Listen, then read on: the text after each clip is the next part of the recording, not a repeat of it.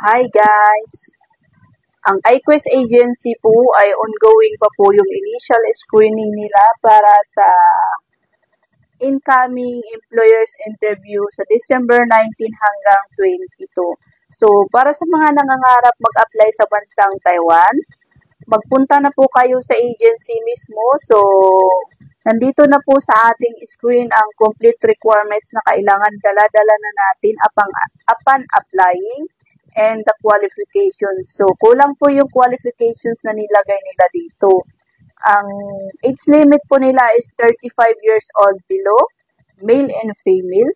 Tapos, ang height limit ng babae, 150 cm up. So, hindi ko po alam sa lalaki.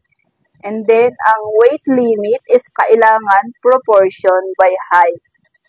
So, ayun yung kulang nila na nailagay dito sa kanilang qualifications. So, the rest is nandito na po. Basahin po natin isa-isa.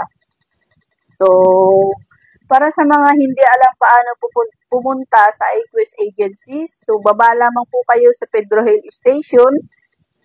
Pwede nyo na pong lakarin pagbaba nyo ng Pedro Hill Station or pwede rin po kayong sumakay sa tricycle. Sabihin nyo lamang po na iQuest Agency, alam na po nila yun.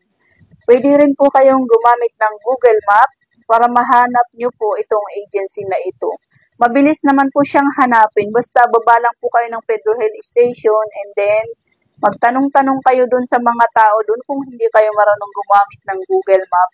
Is alam na po nila yung iQuest Agency. So, para sa mga mag-walk-in, magdala kayo ng valid ID kasi hinahanap po nila yung sa guard at saka yung yellow card.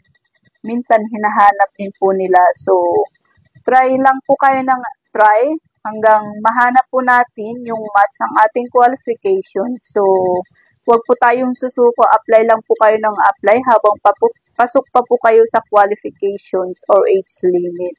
So, thank you for watching. Sana makatulong sa mga nangangarap na makapunta sa bansang Taiwan.